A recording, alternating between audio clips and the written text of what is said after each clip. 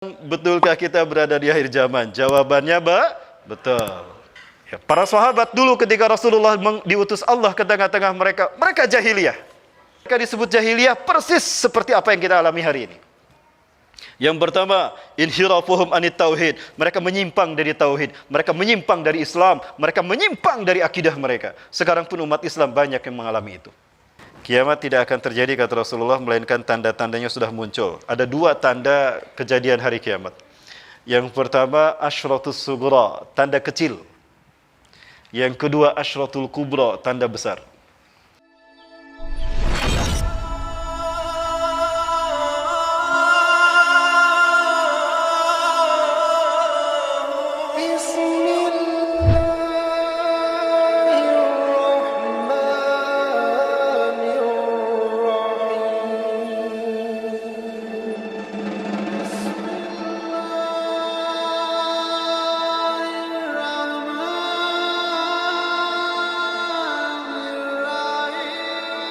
Baik, itu yang pertama tentang betulkah kita berada di akhir zaman. Jawabannya betul. Dan pemahaman yang sederhana, betulkah kita berada di akhir zaman? Rasulullah adalah Nabi dan Rasul yang terakhir. Setelah beliau tidak lagi Nabi dan Rasul, berarti umat beliau adalah umat yang terakhir. Nah, kita ini banyak arti dari kata fitnah. Ada bisa berarti menuduh tanpa bukti, bisa berarti dosa, bisa berarti musibah, dan bisa berarti ujian keimanan. Kalimat fitnah yang banyak digunakan di dalam Al-Quran dan hadis adalah kalimat fitnah yang mengandung arti imtihanul iman, ujian keimanan. Karena siapapun yang mengatakan aku beriman kepada Allah, aku beriman pada Rasulullah, aku beriman pada hari akhir, pasti dia akan diuji, tidak akan dibiarkan oleh Allah. Ujian ini Allah berikan kepada kita untuk mengetahui satu, kesungguhan iman kita, kedua, kesungguhan kita dalam memperjuangkan iman kita, dan ketiga, untuk menempatkan di mana makom kita nanti di sisi Allah, di surgakah atau di neraka. Nah, itu fungsi fitnah, imtihanul iman. Sebagaimana Allah tegaskan hal ini dalam Quran surat Al-Ankabut kalau tidak salah, ayat kedua. A'udzubillahi minasyaitonir rajim. Ahasiban nasu ayyutsraku ayyakulu amanna wa hum la yuftanun. Apakah manusia mengira mereka akan dibiarkan begitu saja? Aku beriman pada Allah, aku beriman pada hari akhir, tanpa diuji. Pasti diuji. Nah, ujian inilah yang disebut dengan fitnah. Dan Allah berikan fitnah kepada kita, ini merupakan cara Allah menyegerakan siksaan kepada umat akhir zaman ini di dunia, sehingga umat Rasulullah tidak disiksa di akhirat. Senang tidak Bapak Ibu kalau di akhirat kita tidak disiksa? Senang ya? Dan itulah keutamaan kita umat akhir zaman. Ummati hadhi ummatun marhumatun, kata Rasulullah. Umatku ini adalah umat yang Allah rahmati. Laisa laha iqabun fil akhirah. Umatku tidak akan disiksa di akhirat. Alhamdulillah. Lalu apakah kita tidak akan ada siksaan? Ada. Lakinna iqabuha ujilat fid dunya. Tapi Allah segerakan siksaan itu di dunia. Nah, ini mulianya umat akhir zaman, di akhirat tidak disiksa, tapi siksaannya Allah segerakan di dunia. Bagaimana cara Allah menyegerakan siksaan bagi kita di dunia? Wa kaifa yakunu dzalik ya Rasulullah? Kata para sahabat radhiyallahu anhum. Lalu bagaimana kami disegerakan siksaan bagi kami di dunia ini ya Rasulullah? Ada 3 cara. Yang pertama, bil fitani, dengan fitnah huru-hara seperti yang kita rasakan ini. Betapa panasnya situasi geopolitik hari ini, ya. Jika kita tetap kita menjaga iman Islam kita bergerak tetap berjuang di jalan Allah, insya Allah susahnya kita, menderitanya kita di saat memperjuangkan Islam, itu adalah siksaan yang kita rasakan. Di akhirat kita tidak akan disiksa. Nah, terkait yang pertama ini, memang kita saat ini berada di zaman yang terburuk. Dan gambaran buruknya zaman ini banyak dijelaskan Rasulullah Sallallahu Alaihi Wasallam. Mengutip apa yang disampaikan oleh Kiai Kondang sejuta umat. Kalau dikatakan Kiai Kondang sejuta umat, bayangan kita siapa? Kiai Jainuddin Amjad. Beliau menukilkan sebuah hadis, di mana hadis ini diriwayatkan oleh Syekh Adz-Dzahabi, ditakhrij oleh salah satunya oleh Ibnu Hajar Al-Asqalani di dalam kitabnya Nasaihul Ibad, dari sahabat Anas bin Malik radhiyallahu an, Rasulullah bersabda, "Sayati ala ummati zamanun," akan datang kepada umatku satu zaman. Ya, sekali lagi. Rasulullah SAW menyampaikan, "Sayati ala ummati zamanun," akan datang pada umatku satu zaman. Umara'uhum kal usudi. Pemimpin mereka. Ya, umara'uhum, pemimpin-pemimpin mereka bagaikan singa. Ya. Ketika pemimpinnya singa, wa wuzara'uhum kal ziab. Para menterinya bagaikan serigala. Wa qudatuhum, dan para hakim mereka, para penegak hukum mereka bagaikan anjing, kal kilab. Wasairun nasi kal agnam, dan kebanyakan manusia, rakyatnya pada saat itu bagaikan domba. Fa kaifa ya'isul ghanam indal usudi wadhi'abi wal kilab, maka bagaimana mungkin domba bisa hidup di tengah-tengah singa, serigala dan anjing. Nah, Rasulullah mengibaratkan akan datang pada satu zaman pada umatku, penegak hukum mereka bagaikan anjing. Sehingga hukum mereka tetapkan berdasarkan daging yang mereka dapatkan. Betul. Allahu Akbar. Maka apa jadinya? Penjara penuh dengan orang baik, penjara penuh dengan orang mulia. Sebaliknya, di luar penjara banyak penipu dan para penjahat. Sudah terjadi belum? Allahu Akbar. Berarti ini bukti kebenaran Rasulullah SAW sebagai Nabi dan Rasul Allah. Maka Rasulullah bertanya, "Fa kaifa ya'isul ghanam indal asadi wadhi'abi wal kilab?" Maka bagaimana bisa domba hidup di tengah-tengah singa, serigala dan anjing? Itulah nasib umat di akhir zaman. Sudah terjadi belum? Masya Allah. Maka tugas kita tidak boleh diam. Karena diamnya kita berarti kita mati konyol. Mati konyol, tidak ada tempat bagi mereka di surga. Nauzubillah. Ya, para sahabat dulu ketika Rasulullah diutus Allah ke tengah-tengah mereka jahiliyah. Para sahabat itu jahiliyah ketika Rasulullah diutus ke tengah-tengah bangsa Arab. Mereka disebut jahiliyah persis seperti apa yang kita alami hari ini. Yang pertama, inhirafuhum anit tauhid. Mereka menyimpang dari tauhid. Mereka menyimpang dari Islam. Mereka menyimpang dari akidah mereka. Sekarang pun umat Islam banyak yang mengalami itu. Yang kedua, ad-dunya ibtighahum. Pada saat Rasulullah diutus ke tengah-tengah bangsa Arab, dunia yang ada dalam budaya hidup orang Arab pada saat itu. Akibatnya apa? Intisyarul ma'asi, maksiat tersebar di mana-mana, dan juga mereka berpecah belah, al-ikhtilaf wal iftiraq bainahum. Maka mudah mereka diadu domba dan dihabisi oleh musuh-musuh mereka. Nah, dalam kondisi itu Allah mengutus Rasulullah SAW ke tengah jazirah Arab.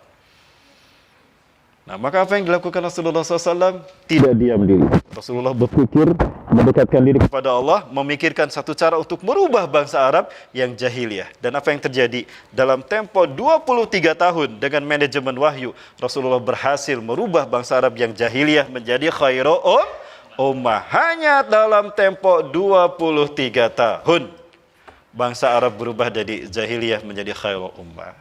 Dengan wahyu Allah.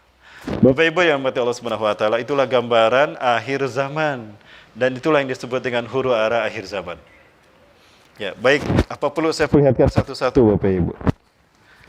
Ya, kalau kita lihat tanda-tanda akhir zaman itu banyak sekali. Kiamat tidak akan terjadi kata Rasulullah melainkan tanda-tandanya sudah muncul. Ada dua tanda kejadian hari kiamat. Yang pertama asyratus sughra, tanda kecil. Yang kedua asyratul kubra, tanda besar. Kalau tanda besar, Rasulullah batasi ada 10. Ada 10 tanda. Yang pertama, terbitnya matahari dari barat. Ya, terbitnya matahari dari barat. Tadi pagi matahari terbit dari mana, Bu? Nggak salah lihat? Nggak salah ya, Pak? Dari timur, Pak? Alhamdulillah, belum muncul. Masih ada kesempatan bagi teman kita untuk menikah ya. Ini kayaknya panitia belum pada nikah ini. Ketuanya juga belum nikah. Kapan nikah bang? Dajjal sebentar lagi keluar dong. Kalau Dajjal keluar, dijamin KUA tutup seluruh dunia. Buruan bang ya. Oh, siap, esok lusa bang. Yang pertama, matahari terbit dari barat. Yang kedua, munculnya dukhan, asap, kabut yang menutup bumi selama 40 hari 40 malam. Yang ketiga, munculnya binatang melata yang berbicara kepada manusia bahwasannya manusia dulu tidak beriman pada Allah, maka berimanlah kalian kepada Allah agar tidak celaka seperti mereka, para pendahulu kalian. Yang keempat, munculnya Dajjal. Dajjal akan muncul di zaman di mana 3 tahun sebelumnya kering ini dunia. Tidak ada hujan, tidak ada tanaman yang tumbuh. Tahun pertama sepertiga hujan tertahan selama setahun, tidak ada hujan selama setahun sepertiganya. Tidak ada sepertiga tanaman yang tumbuh selama setahun, itu di tahun pertama, maka kekeringan di mana-mana. Wa fi sanati tsaniyah yamurullahu as-samaa an tabita sulusai matriha wa yamurul ardu an tabita sulusai nabatiha. Di tahun kedua Allah perintahkan langit menahan 2/3 hujannya. 2/3 hujan tidak turun selama setahun dan 2/3 tanaman tidak tumbuh selama setahun. Kering dan kelaparan melanda dunia saat itu. Maka manusia mulai kehilangan ternak mereka, manusia kehilangan ladang mereka, makan manusia kehilangan ikan-ikan mereka. Dan yang ketiga, kata Rasulullah, di tahun yang ketiga Allah perintahkan langit menahan semua airnya. Fala tuqtiru qitratun minas sama, maka tidak ada setetes pun air hujan dari langit. Tidak ada setetes pun hujan turun ke bumi dari langit dalam jangka setahun. Setahun tidak setetes pun. Dan di selama setahun tidak satu pun tumbuhan yang tumbuh. Maka banyak manusia mati kelaparan karena hal gitu. Maka di saat itulah, di tahun ketiga itulah Dajjal muncul dengan sihirnya. Ya. Itu yang keempat. Yang kelima, turunnya Nabi Isa, turunnya Nabi Isa alaihi salam. Di mana Nabi Isa turun, Bu? Pak, di Bangkinang? Biar Nabi Isa turun di Bangkinang, maka itu menara dicat putih. Karena kata Rasulullah, Nabi Isa turun di menara bercat putih, berwarna putih. Indal manaratil bayda. Di mana?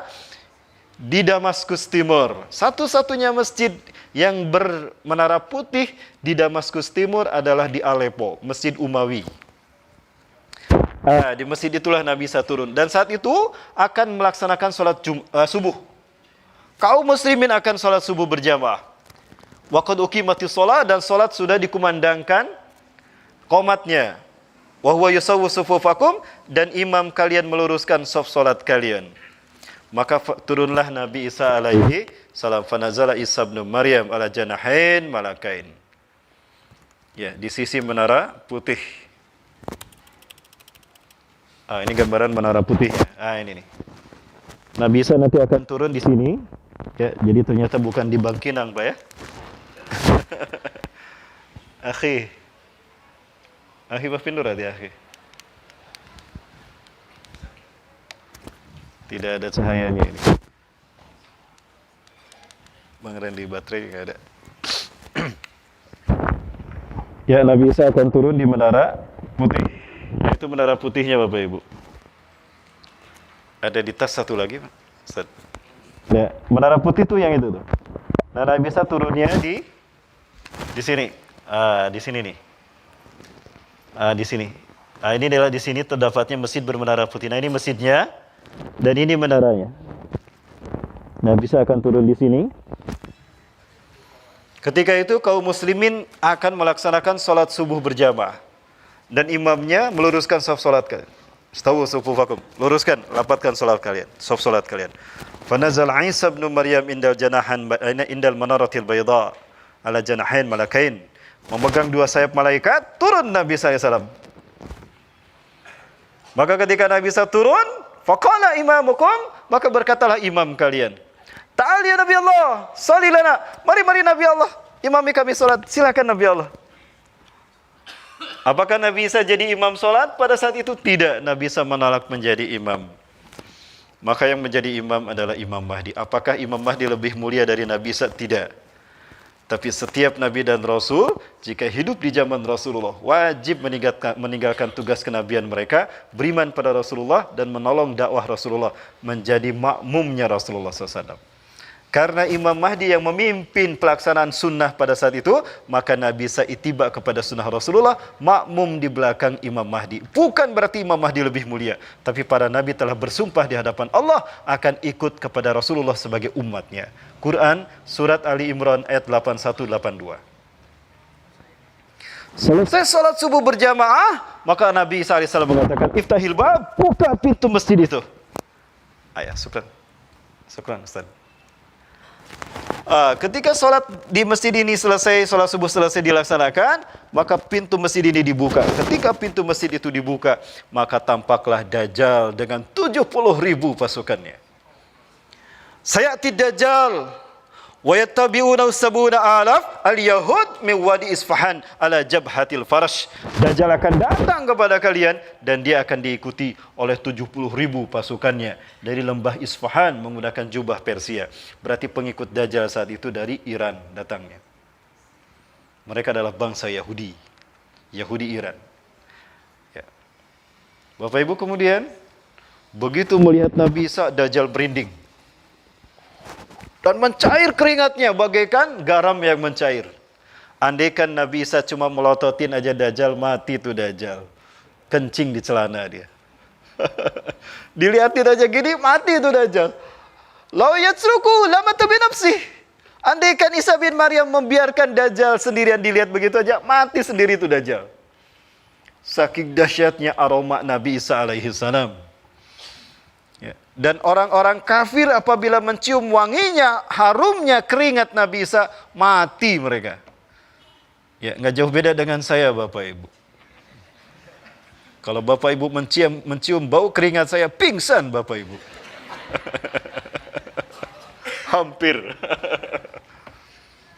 Maka Dajjal lari dari Nabi Isa dengan tergopoh-gopoh. Ketika Dajjal lari ke barat, Nabi Isa sudah di barat. Mau kemana kamu? Kamu gak bisa lari. Hari ini kamu milik saya. Sini.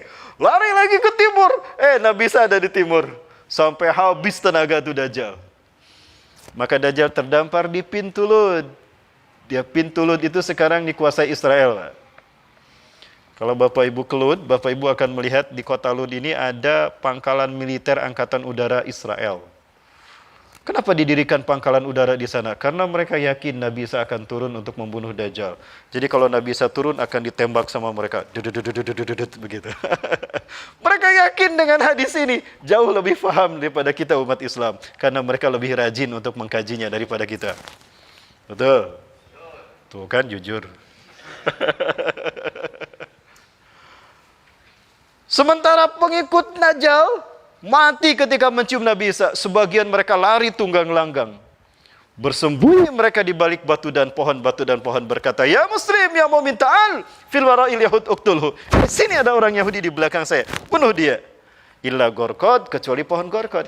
Fa innaha syajaratil yahud, karena gorkod adalah pohonnya Yahudi. Dia nggak ngomong. Ada orang Yahudi tidak? Tidak ada. Ada orang Yahudi tidak? Tidak ada. Udah, kamu diam di sini, aku nggak akan ngomong. Ya, kecuali gorkot. Baik Bapak Ibu rahmati Allah. Kemudian, maka habislah orang-orang Yahudi pada saat itu dan Dajjal pun mati di pintu Lud. Dibunuh sama Nabi Isa SAW. Setelah itu Nabi Isa akan menuju ke Al-Aqsa. Nabi Isa sholat berjamaah di sini. Namun sebelum sampai ke Masjidil Aqsa, di perjalanan, Nabi Isa melalui Tur Sinai. Di Tur Sinai itu di malam harinya Nabi Isa alaihissalam bersama para kaum muslimin saat itu beristirahat di Masjid Tur. Tur itu di Sinai, perbatasan antara Mesir dengan Palestina. Melalui pintu Rafah. Kalau kita masuk ke Mesir melalui pintu Rafah, kita akan melalui jalur yang sampai kepada Bukit Tur Sinai. Dan Jabal Tur di mana Nabi Musa alaihissalam mendapatkan wahyu Allah. Di mana Jabal Tur? Nah, ini contohnya Bapak Ibu.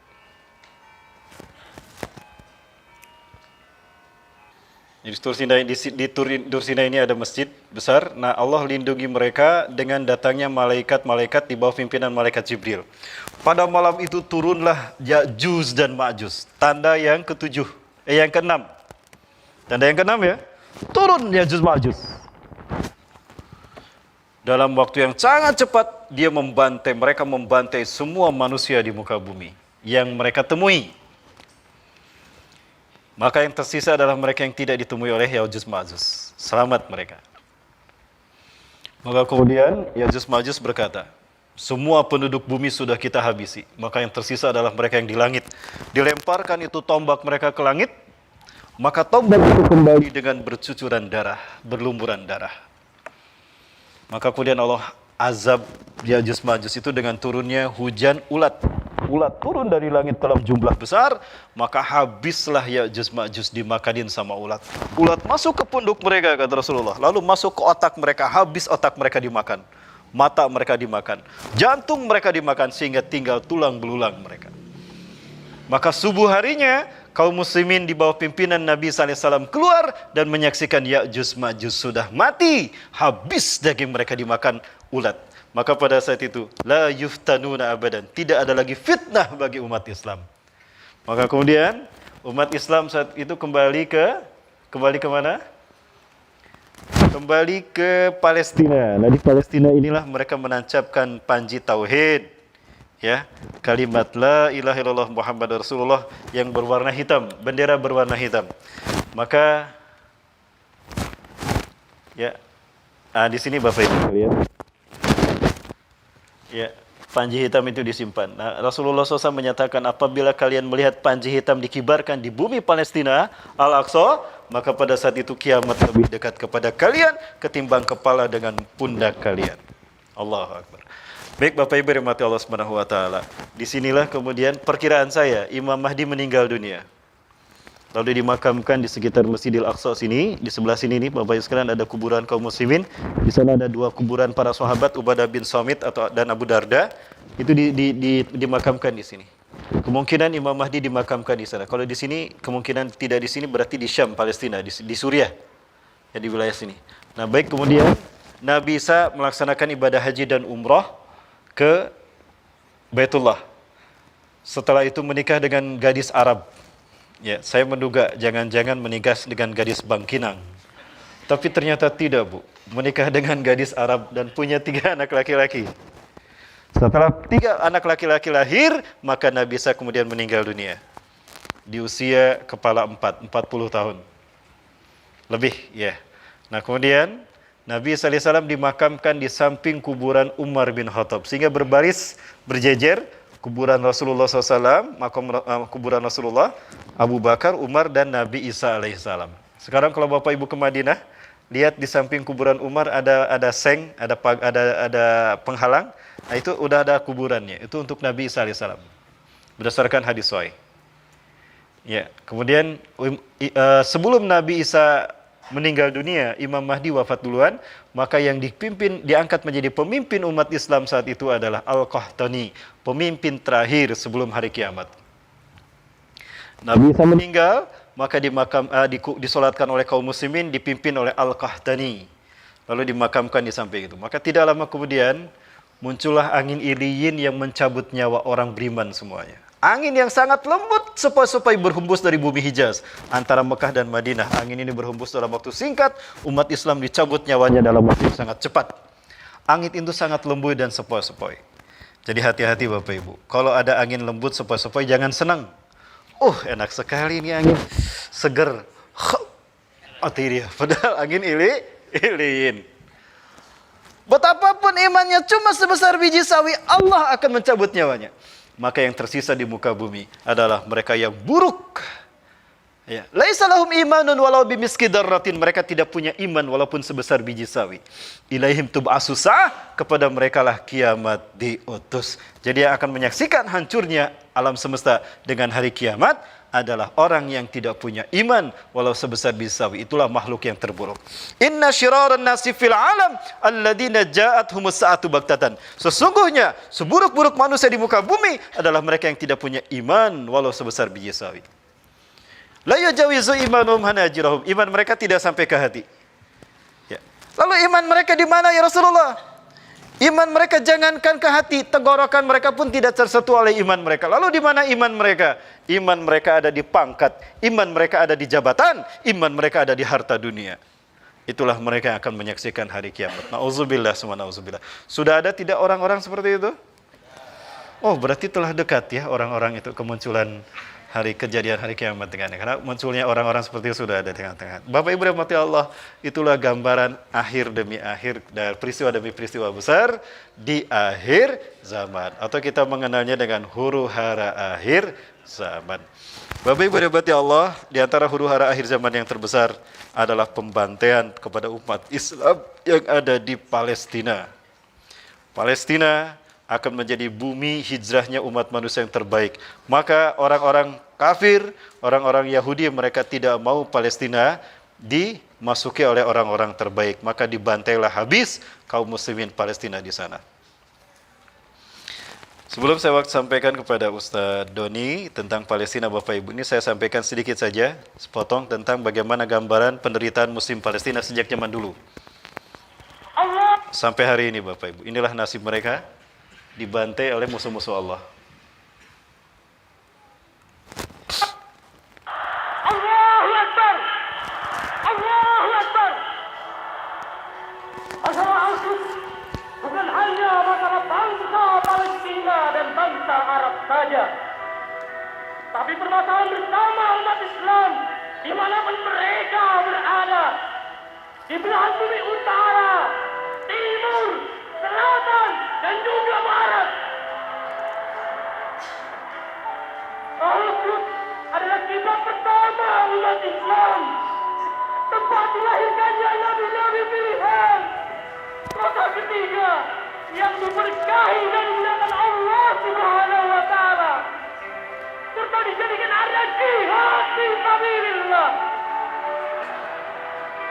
Ini Al-Quds telah ditabrak oleh Zionis laknatullah alaih, telah diyahudikan terang-terangan, dibantai, diusir, disiksa, bahkan masjid suci Al-Aqsa akan mereka robohkan. Wahai umat Islam, bangkitlah kalian. Sungguh telah tiba saatnya untuk berjihad. Gerbang perang telah berlalu. Al-Quds, Al-Aqsa, Palestina. Bapak Ibu, dibantainya kaum muslimin Palestina itu akan terjadi kata Rasulullah sampai nanti umat Islam memasukinya dengan aman. Sampai nanti Imam Mahdi membebaskan yang dari bangsa Zionis Yahudi. Sampai nanti bangsa Yahudi dihabiskan oleh kaum muslimin yang ada di sana. Bapak Ibu rahmati Allah Subhanahu wa Ta'ala, maka kabar gembira dari Rasulullah SAW bahwa nanti Masjidil Aqsa ini akan dibebaskan. Akan dibebaskan oleh 3 bangsa besar, di mana 3 bangsa besar ini tergolong kepada 3 kelompok yang disebutkan Rasulullah SAW. Yang pertama, Ahlu Syam, mereka yang akan datang dari bumi Syam. Syam ini Palestina dan Suriah, kemungkinan besar itu. Yang kedua, Ashabul Rayat-Sud, para pembawa panji hitam dari bumi Khurasan. Dan yang ketiga adalah Taifah Mansurah.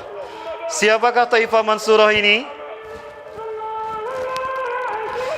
Taifah Mansurah ini adalah mereka yang datang dari arah timur. Mereka tinggal di bumi yang Allah muliakan dengan kekayaan alamnya. Namun mereka dizolimi oleh penguasa-penguasa mereka. Mereka dizolimi oleh para penguasa mereka. Ya, maka mereka bangkit berjuang. Namun jumlah mereka sedikit. Ya, tidak banyak dibandingkan dengan jumlah umat manusia di dunia. Maka apa kemudian kata Rasulullah SAW? Ya, mereka akan ditolong Allah dengan diberikannya kemenangan. Ya, oleh Allah Subhanahu wa Ta'ala. Nah, pertanyaannya, siapakah Taifah Mansurah yang dimaksudkan Rasulullah SAW? Para ulama sepakat, di antara yang disebutkan itu adalah Nusantara. Dan Nusantara yang dimaksudkan itu akan dipimpin oleh negara yang berbenderakan merah putih. Rasulullah pernah menyebutkan merah putih dalam hadisnya. Memang bukannya menyebut Indonesia, tapi Rasulullah hanya menyebutkan merah putih.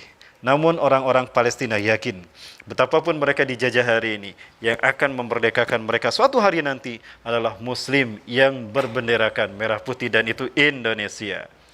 Rasulullah hadir dalam mimpi 5 orang pemuda Muslim yang tinggal di Al-Quds, Yerusalem. Ketika kami berada di sana, terdengar berita ada mimpi ini. Di dalam mimpi itu 5 penghafal Quran, mereka bermimpi yang sama. Rasulullah hadir dalam mimpi mereka dan Rasulullah bersabda, "Ya ahla Syam, ya ahlal Gaza, innal ladzina sayuharirukum min zulmil yahud wa yu'aduna al-Quds ala rihabikum. Ikhwatukumul muslimun ala Indonesia." Wahai saudara-saudara, wahai penduduk Syam, wahai penduduk Gaza, wahai penduduk Palestina, sesungguhnya orang-orang yang akan memerdekakan kalian dari kezaliman Yahudi dan akan mengembalikan Al-Quds ke tangan kalian adalah saudara kalian Muslim Indonesia. Allahu Akbar. Bapak Ibu, jika kaum muslimin mereka Palestina, mereka berani berkorban nyawa menunggu janji kemenangan dan datangnya kita, maka apa yang akan kita korbankan? Ya, berikan yang terbaik, karena sebaik-baik manusia di akhir zaman imannya, makomnya nanti di sisi Allah, mereka yang berjuang untuk tegaknya kalimat Allah di bumi Palestina. Allahu Akbar.